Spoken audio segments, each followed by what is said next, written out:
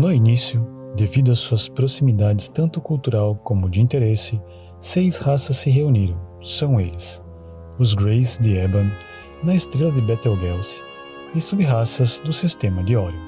Em segundo, os Greys Zrog, de Zeta Reticuli. Em terceiro, os Keli Tokurit, Greys brancos e altos, da constelação de Vela. Uma curiosidade: esses seres costumavam ficar na Área 51. O quarto era a cultura Maitra, da galáxia de Andrômeda, sendo esse a raça mais perigosa e poderosa de todos os Greys. A quinta era a Cygnus Soiperae, baixos Greys que não possuíam muita relevância. Mesmo assim, tinha seu grau de periculosidade. E por último, o império mais conhecido e numeroso, os Draco-Reptilianos Siak-Har, mais chamados de Império Sikaar.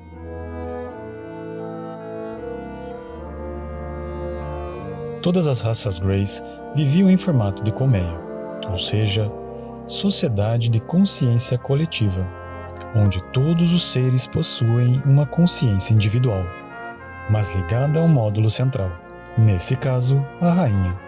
A unidade em si não pode ascender a uma consciência superior, pois seria uma espécie de fractal, ou parte de um todo, e a separação traria o fim daquela unidade que quisesse despertar, trazendo confusão mental e falta de iniciativa. Os Sikaars, os únicos não-Greys, eram um pouco parecidos em sua formação consciencial, mas não considerada apenas como uma consciência coletiva, pois cada ser tinha uma certa independência mental, mesmo ainda ligados fortemente à rainha, conhecida como a Rainha Branca ou Tia, de Tiamat. Uma outra raça que não pertencia diretamente à Aliança dos Seis, mas que estava diretamente envolvida por ser uma espécie de lacaios dos Sikaars. Por isso, deles estarem envolvidos nessa agremiação, seria os Greys de Nebu, outra raça de Greys de Órion, que naquela época não tinha relevância em Órion, mas que futuramente teria um papel fundamental no desenrolar da história terrestre.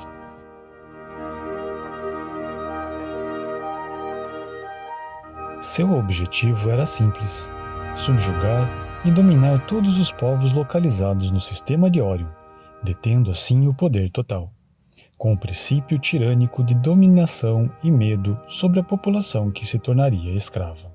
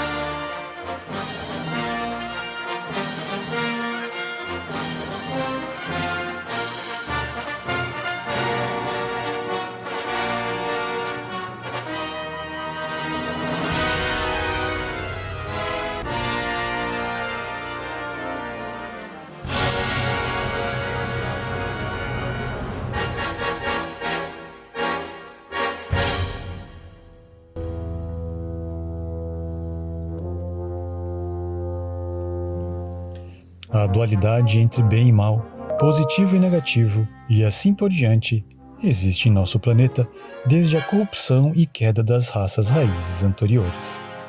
Sobre a palavra corrupção e sua etimologia, origem da palavra, o sentido de o que rompe, se quebra, se deteriora. Ou seja, o início da dualidade manifestada em nosso planeta já era o início de um novo poder que desequilibraria a consciência terrestre, rompendo e deteriorando o que seria apenas o bem e a evolução pacífica. Mas, no período de Guerra de Orion, Enki, ou Ea, já tinha encontrado a Terra e os trabalhos dos Anunnaki, ou Anahim, já tinham começado aqui. Os contatos com os Lemurianos e futuramente com os Atlantes também já tinham se estabelecido. Nesse ponto, existem dois fatores determinantes para o resto da história. O primeiro era o interesse desse povo para com a Terra. Eles precisavam de um elemento que existia em abundância no nosso planeta, o ouro, e não era por interesse financeiro, como temos em nosso tempo. Esse minério podia ser convertido em ouro monatômico, algo fundamental para a sua nave ou planeta Nibiru. Chamaremos aqui de nave apenas para facilitar. O motivo da necessidade do ouro até hoje é um pouco contestado.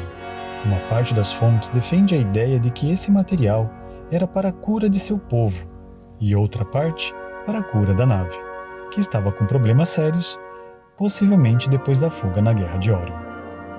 O segundo ponto que precisa ser abordado é a aliança inicial entre Anu, líder dos Anahims, e o Império Sicár, onde ele e a rainha desse império se uniram e tiveram Enlil. Isso antes mesmo do início daquela guerra. Essa aliança visava mais poder para ambos os lados, pois a ganância de poder era um dos dois, levando futuramente Nibiru a uma guerra altamente destrutiva. Após essa rápida pincelada sobre esses dois pontos que merecem um episódio próprio, voltamos à Terra. Ao término da Guerra de Orion, a Aliança dos Seis, já derrotada, precisava fugir e se esconder em um lugar muito distante, longe da visão do que viria a ser a Federação Galáctica. Mas não sabiam para onde, até que Enlil informou sobre um pequeno planeta que seu irmão havia descoberto.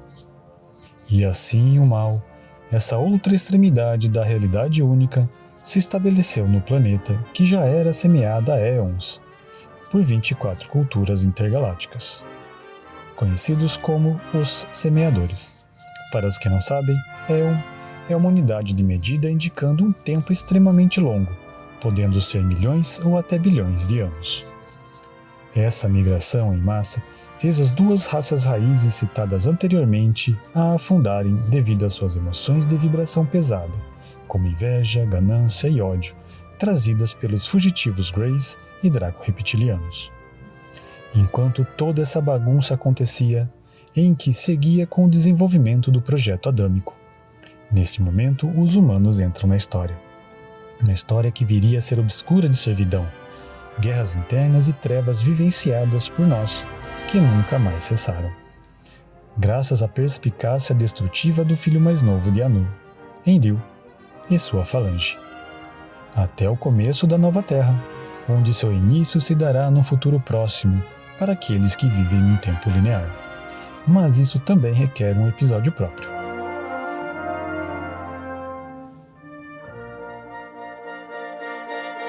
Ao longo de alguns milhares de anos, esses seres criaram, informalmente, uma rede global hoje chamada de Estado Profundo.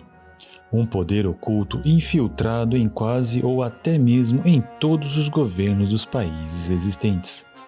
Inclusive, alguns governantes fazem parte dessa ordem.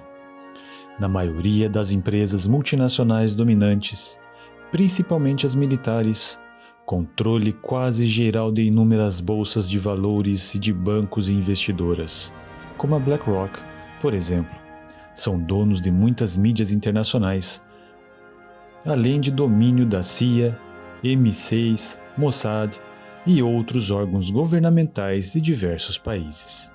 Espiões em inúmeros lugares, comandada pelo MJ-12 e representantes de extraterrestres negativos no planeta, como os Sicars restantes e alguns nórdicos.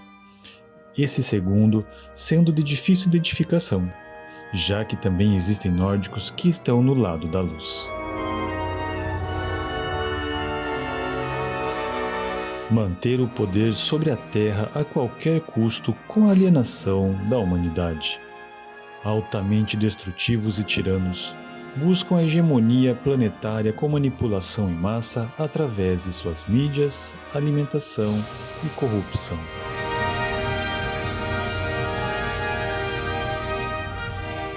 Os Greys de Eban, altos e os mais inteligentes, controlavam a Aliança dos Seis. Foram eles que contataram o MJ-12, os Majestosos, em 1955, atando assim a aliança com os terrestres, dando início à Deep State como conhecemos hoje. Os Greys de Zeta Reticuli estavam sob comando da Aliança Sikaar e dos Nebu, outra raça dos Greys, de Orion. Fizeram acordos com vários órgãos governamentais para trazerem tecnologias com o preço de poderem abduzir humanos. A princípio, na época o presidente dos Estados Unidos era Eisenhower, que tentou uma aliança com a Federação, sem sucesso, devido à traição de seu governo comandada pelo MJ-12.